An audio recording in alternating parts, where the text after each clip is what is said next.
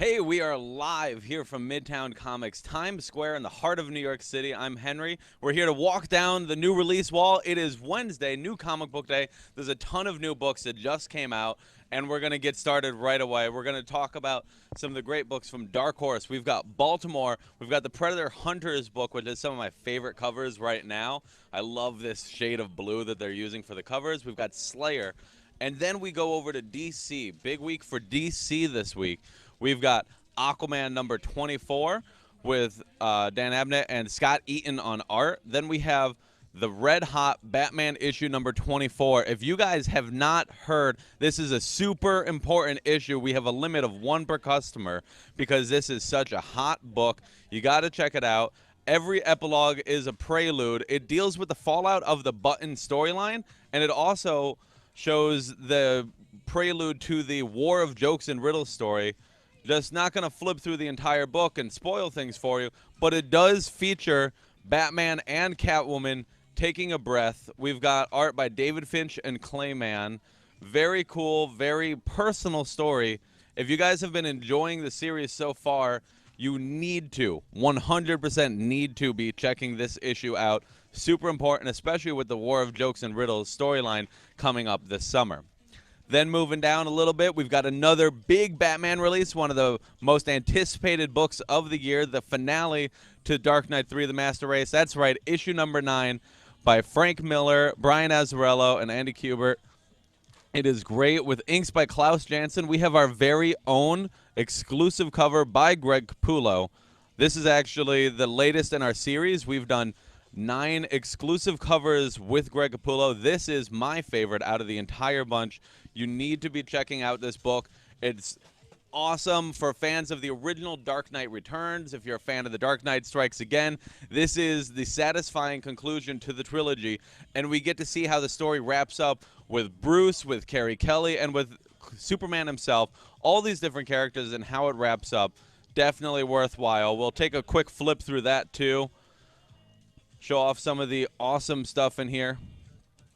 Really cool. Whoop! And the book flies off the shelf. That's right. Really cool. Get a better look at that. We also have the mini comic inside of it, which is really cool.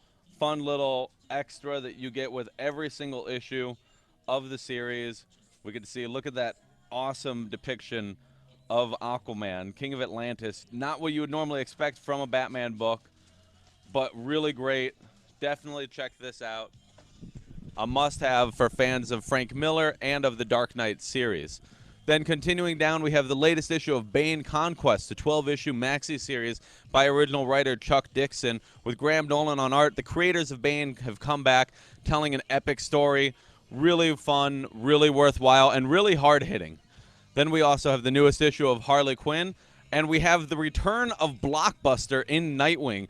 Tim Seeley brings back one of the marquee villains from the 1990s Nightwing series. If you're a fan of that book, as I certainly am, you definitely want to read this one. Just going to do another quick flip through here as we get to see the adventures of Dick Grayson as he is now relocated in Bloodhaven. Some amazing art by Miguel Mendoca. Really great. Always fun reading a Nightwing comic. It's actually become a really must-have series for me. Last issue, of course, had a team up with Wally West, and as a Flash fan, that made me happy, but this is a book to check out. Then we've got the newest issue of Bombshells. Then we have The Fall and Rise of Captain Atom concludes this week. Really cool, from classic Captain Atom writer Greg Wiseman, whose name you might recognize. He does a lot of TV with Star Wars Rebels, as well as the Young Justice series. Co-writing it along with Carrie Bates. Really cool, really great. If you're a fan of Captain Atom or looking for a chance to get into the character, the inspiration for Dr. Manhattan, this is a great place to check out the character.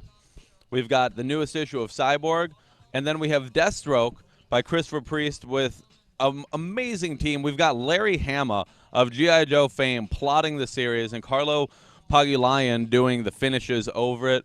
Really fun, really great. It deals with the fallout of the Lazarus contract, a really big book. Of course, we've talked about it a lot. Flintstones 12, concluding that critically acclaimed series.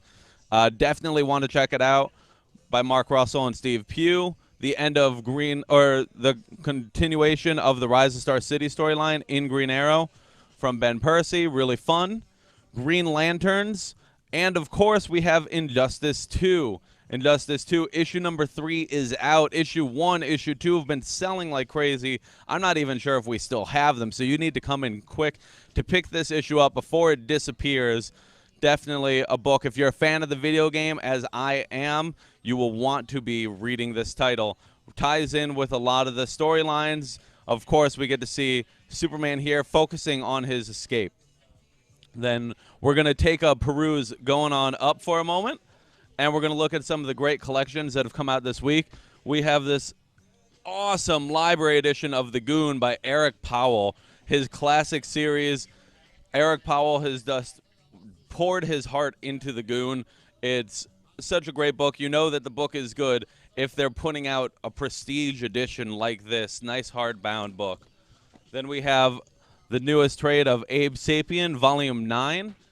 We've got The Life and Times of Martha Washington. This is a really cool book by Frank Miller, of course, and Dave Gibbons. So if you want to see the writer of The Dark Knight Returns and the artist of Watchmen uniting, definitely a book to check out. It's actually been out of print for years as far as I'm aware, so seeing that come back, really great.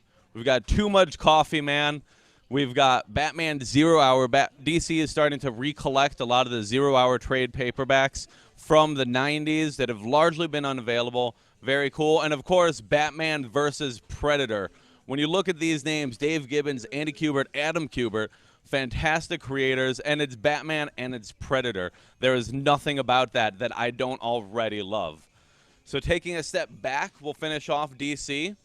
We've got the newest issue of Shade the Changing Girl from Young Animal, and we've got a reprint, the Superman and Bugs Bunny 100-page Super Spectacular. DC is going to have its iconic heroes teaming up with the Looney Tunes characters this coming month, and if you are impatient and you need something to get you that fix, Superman and Bugs Bunny is your place. It collects the entire 4-issue miniseries in one issue for the low price of just $7.99, 100 pages. I love when DC puts out these spectaculars. They're really cool. Then we have Superman. Superman has been firing on all cylinders. We get to see the continuation of the Black Dawn storyline. Check out this great cover by Ryan Sook. Really cool storyline that is building on what Rebirth has meant for Superman, and everything that's been going on in his small town life comes to a head. Very cool. Then we also have Wonder Woman Steve Trevor. Of course, Wonder Woman dominated the box office this weekend, and many fans were feverish for more Steve Trevor. Steve Trevor, of course, played by Chris Pine, was such a prominent role in the movie. And in this issue, we get to see Steve Trevor get the spotlight for a change. He's been used over the years. DC has had him in a lot of the Justice League books, as well as in Wonder Woman, serving as a liaison between Man's World and Themyscira. Very nice to see that he gets some attention of his own. Brought to you by Tim Seeley, who I mentioned earlier for his Nightwing run, is a great writer, really fun, definitely worth checking out. Then we're going to hit our first Vertigo title, which is Ever After, a spin-off of Fables for fans who miss Fables, which concluded last year, and you just want to see a little bit more. Ever After is spinning out of it. Really nice to give you some conclusion. And then we have Savage Things number 4. Savage Things is by Justin Jordan. Really cool, really twisted. If you want a dark book, Savage Things is something you have to check out. Now, before we hit our main wall of indies, there are a couple books that I wanted to spotlight. First off, we've got Catalyst Prime Noble by Brandon Thomas. This is from Lion Forge Comics. The books are now building towards a cohesive universe where it's going to unite all of their books, and it's really great. We've got the second title will be coming out soon, Excel. And for anybody who checked out the free Comic Book Day special by Christopher Priest, you should be really checking out Catalyst Prime Noble. Really cool storyline. Really enjoyed this first issue. This was the first book I went for this week, an immediate purchase. Got to check it out. Then we also have Magnus, featuring Turok in a backup storyline. We get to see Kyle Higgins, who has been killing it with his Mighty Morphin Power Rangers comic book. Definitely something you got to check out if you're a fan of the character. We also have Street Fighter and Darkstalkers issue number 2. If everybody checked out the first issue a few weeks back, you're going to want more. Street Fighter, Darkstalkers, 2 great franchises coming together. And then we have The Unsound, a new book from writer Cullen Bunn from Boom Studios. Cullen Bunn does a lot of smaller independent books, and they're always worthwhile. Of course, he's very well known for his book on Six Gun. The Unsound is his next great hit. Cullen Bunn has blown up in recent years and is doing so many comics. You have to check out when he's doing his own personal books. They're always really worthwhile. So now we're going to take a look at some of the other great books that are coming out this week. We've got Baby Teeth from Donnie Cates from Aftershock Comics with our own exclusive Francesco Francavilla cover for Midtown Comics. Very cool book. Donnie Cates, of course, writing God Country and Redneck, 2 of the hottest books out right now. Baby Teeth is his latest series. You're going to want to check it out. What happens when pregnancy goes awry? It's a terrifying tale, and you want to be reading this. Then we've got some Atomic Robo. We've got the Hasbro Heroes source book. If you've been reading the cohesive universe that they have built with the Hasbro titles from IDW, they have a lot of great books with Mask, with the Transformers titles, G.I. Joe, ROM, all in one place. The source book is the place to go to get more information on the titles. Then we're going to continue down. We've got the Night Owl Society. We've got the newest issue of that very same ROM book. We've got the Star Trek New Visions book. If you're a fan of the classic series and you want to see new adventures, check it out. Very cool, done in the photography style. Then we've got Lost Light. And then we have the beginning of Image. We've got the 1,000-Yard Stare. We've got Cannibal from Brian Buccellato. And we have the first issue of The Divided States of Hysteria by Howard Chaykin. Very cool book, sure to be controversial. Howard Chaykin loves to do books with a lot of political commentary. This is going to continue in that same vein. Then we have the newest issue of Drifter, Eternal Empire, and Extremity. Extremity has been a really great series, really killer art. You got to take a look at this book in order to enjoy it. The art by Daniel Warren Johnson, who, of course, is the writer for it. He's been doing a lot of great work with this title, really far out, gotten a lot of praise for his artistic sensibilities. One of the cooler books that Image has put out recently. Then we have Injection, Outcast, and, of course, Paper Girls, one of my personal favorite titles from Image Comics. Brian K. Vaughan and Cliff Chang, who just joined us for our Wonder Woman Day celebration last weekend. Very happy to have Cliff and very happy to find a new issue of Paper Girls waiting for us on the stands. Really great book. If you haven't been reading it and you're a fan of light sci-fi, a lot of 80s style movies, Stranger Things, for example, very cool, very worthwhile. Just going to flip open to a random page and just check out that gorgeous art. Cliff Chang does an amazing job. Definitely a book that you want to be reading. Then we're going to go and we're going to take a look on up at some of the great trades that have come out this week. We've got Injustice Year 5, Volume 3. This is the hardcover edition, the conclusion of the Year 5 storyline. There's also Volume 2 available now in paperback if you wanted to check that out. Then we have the new Justice League of America Road to Rebirth. These are all the one-shots that were focusing on the characters before the actual Justice League of America book. We did a video a couple weeks ago where we talked about the trade a little bit more in depth. Go back and check that out. Suicide Squad Volume 2, Going Sane.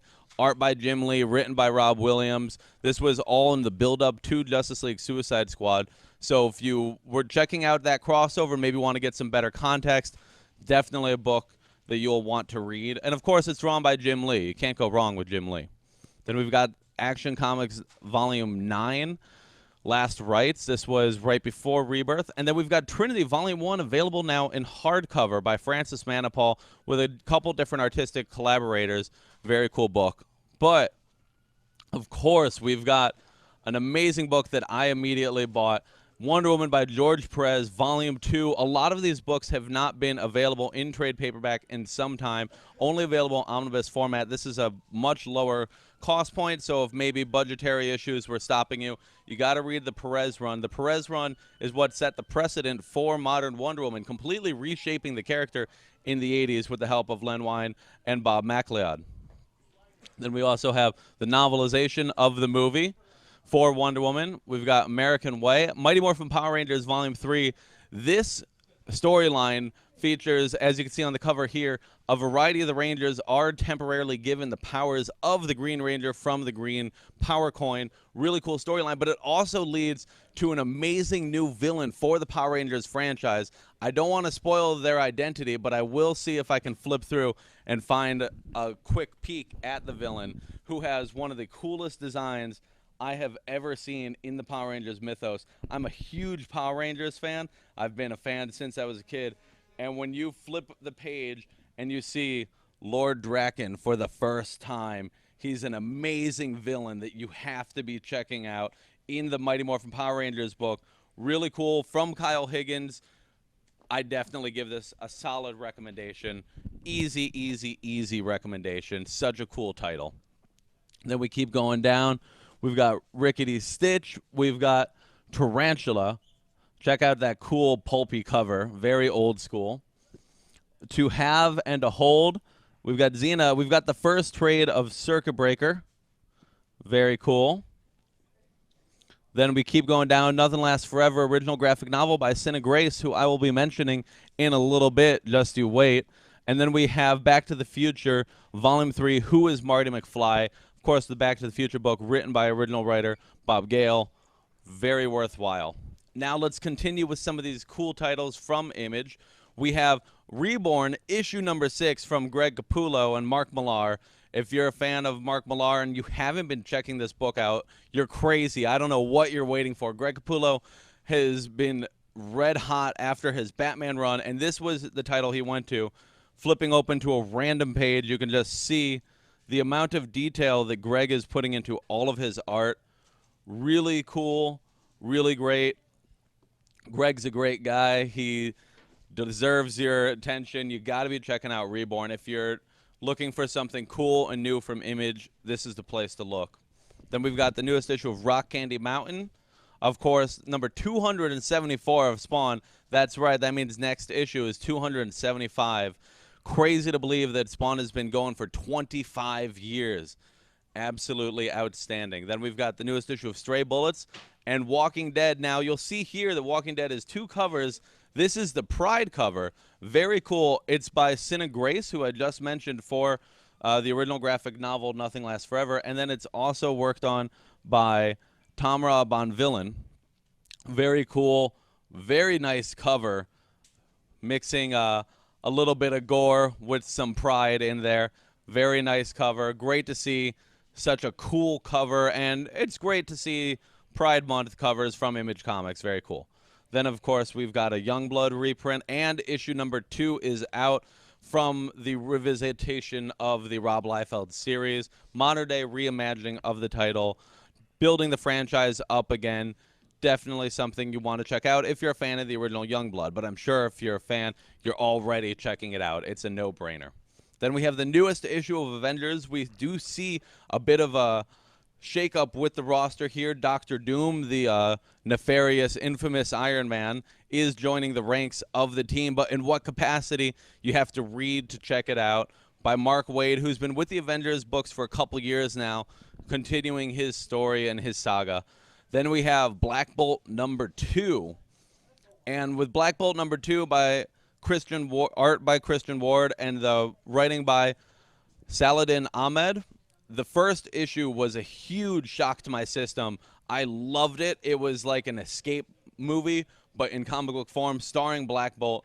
This cover by Christian Ward is super cool. And you can see the praise here by Kieran Gillen, praised writer himself.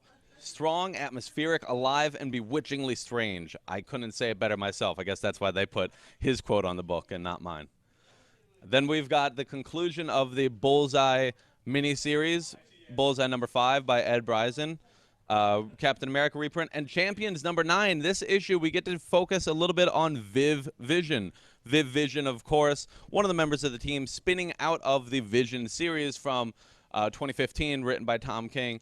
Mark Waid has been doing a great job, and with Humberto Ramos by his side, has told one of the more fun, unique stories in the current Marvel Universe.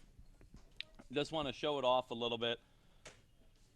I really like that the current Champions book has been so self-centric. Every issue is focused on itself. There's an overarching plot, but if you want to just jump in at any given time, it's very easy to do so.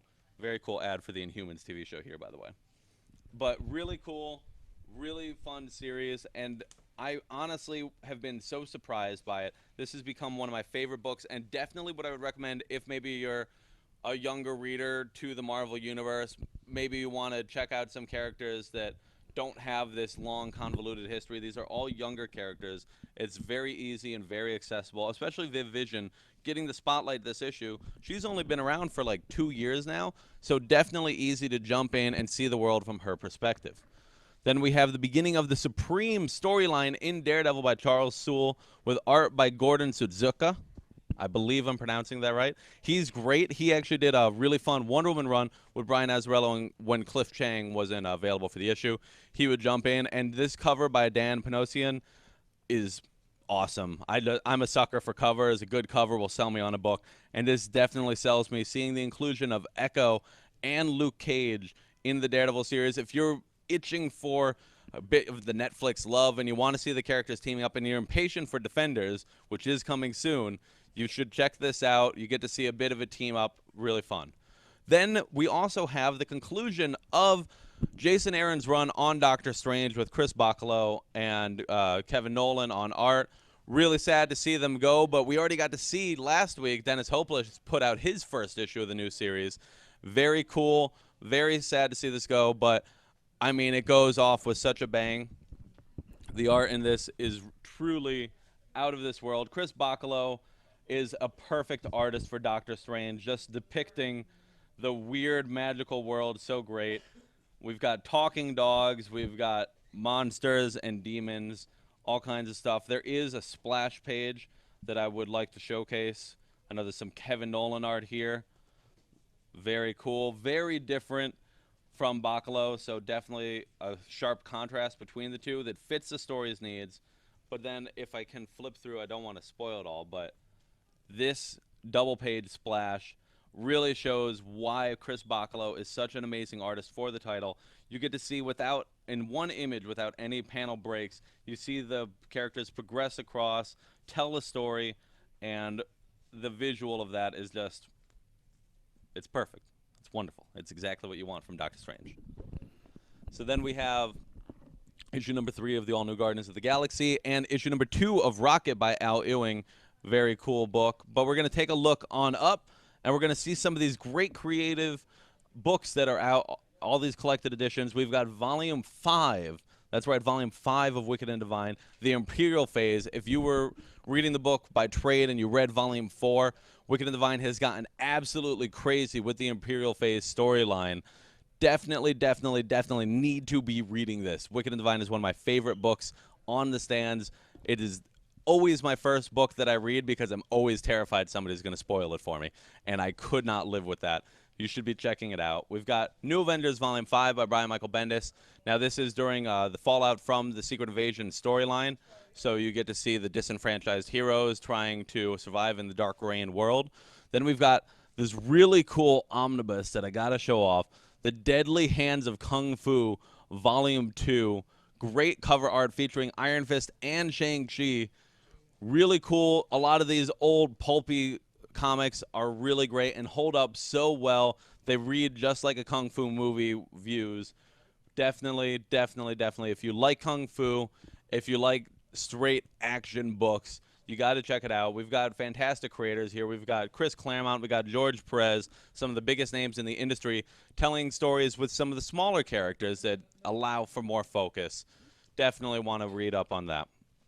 Then we have the Amazing Origins graphic novel. This is actually a reprinting of the Spider-Man Season 1 graphic novel by Cullen Bunn. Really cool. If you're excited for Spider-Man Homecoming and maybe want to see a more updated origin for the character, this is the place to go. This is his most recent origin examination from just a couple years ago, and being available in paperback for the first time. Definitely a good chance to check that out. We've got Spider-Man Deadpool Volume 2 side pieces, and then we've got this really cool Spider-Man coloring book. Then, of course, if you're excited for Homecoming, check out the Homecoming Prelude. It doesn't get any simpler than that. This is a great adaptation of some of his earlier appearances in the Marvel Cinematic Universe. It's by Todd Nowak does a lot of the art in this, and Todd Nowak, of course, from Young Justice fame. Definitely, I'm saying definitely 1,000 times, but that's because I'm so confident. This is such a great read if you're a fan of the Marvel Cinematic Universe and you want to read more Spider-Man adventures in that world, because we haven't really seen where he fits in yet. Then we've got some classic Spider-Man omnibus love, and, of course, Volume 2 of the Star Wars series by Jason Aaron with art by Leinil Francis Yu and Jorge Molina. Really cool.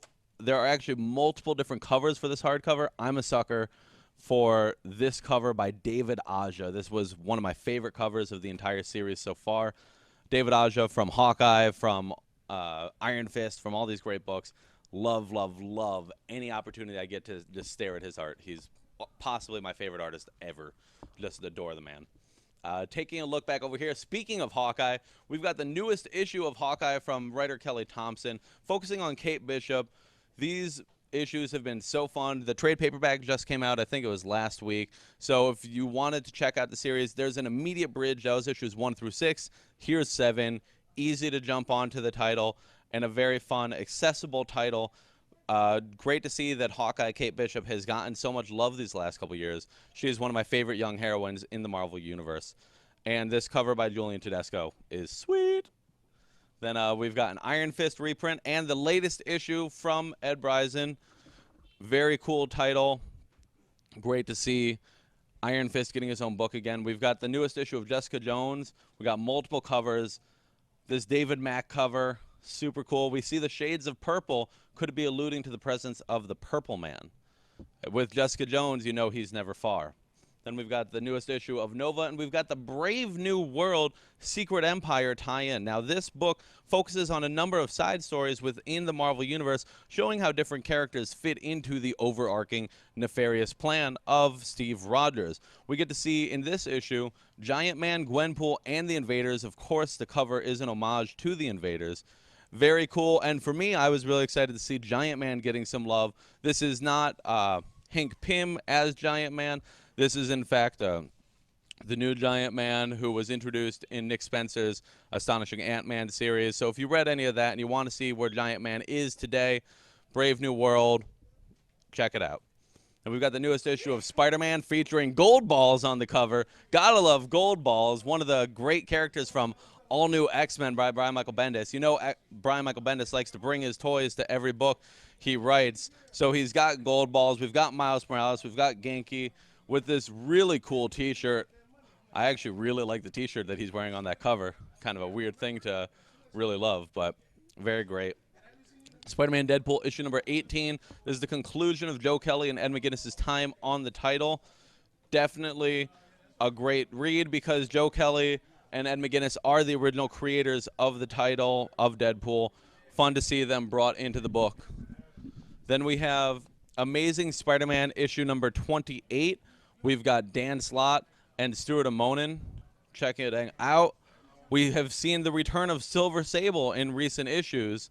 Silver Sable, of course, a classic Spider-Man character who has been missing for a number of years. So for anybody who wants to check it out and also see the great conflict unfolding with Norman Osborn, this is easily one of the most significant runs in Spider-Man history. Dan Slott's been on it for years. Seeing the continuation and seeing where he goes is great fun. But then we've got one of the biggest hits of the week. We've got Darth Vader #1. We have a variety of covers here. We've got Charles Soule writing it and Giuseppe Camuncoli on art. Camuncoli is another one of my favorite artists. I loved his run on Dakin. So seeing him get to play with the big league characters like Darth Vader is great. This book differs from the last Darth Vader book in that it takes place immediately after episode 3. The last Darth Vader book was set between episodes 4 and 5. This is between 3 and 4, and it picks up immediately where we last saw Vader. You could see here his epic cry "no" from the end of Revenge of the Sith played a little more dramatically here. And he is set on a path to create a new lightsaber because he is a Sith, and he has to identify with the Sith code. We get to see some great action, and we also get to see how Palpatine is able to control Darth Vader. For many people, it always seemed like Vader was the more powerful of the two. Here we really get to see how Palpatine is able to manipulate Darth Vader, and Charles Soule is one of the hottest writers in comics right now. Darth Vader is always great. Definitely. I'm going to say it extra times for emphasis, but an easy book to check out. Then we've got the adaptation of Rogue One, a Star Wars story, and we've got some of the signed copies of Venom number 150 from our signing with Trad Moore a couple weeks ago. If you haven't read Venom 150 yet, you should be checking it out. It's a really great standalone issue that focuses on Eddie Brock and his relationship, his somewhat abusive relationship with the Venom symbiote. Really fun series. We've also got a reprint here. And then we've got the newest issue of The Unstoppable Wasp, issue number 6.